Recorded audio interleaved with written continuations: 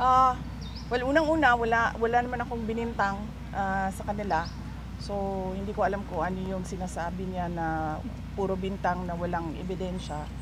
At, pangalawa, rightly so, 'no? Hindi lang dapat sa administrasyon ni Pangulong Duterte. Kung meron pa sa administrasyon ni Pangulong Aquino, ni Pangulong Arroyo, lahat. Kasama na rin yung iskandalo sa korupsyon sa ah, administrasyon ni Pangulong Marcos. So wag silang selective. Wag silang Duterte ng Duterte lang. Kasi kung totoong korupsyon ang pinag-uusapan natin, hindi naman kahapon lang ang korupsyon eh.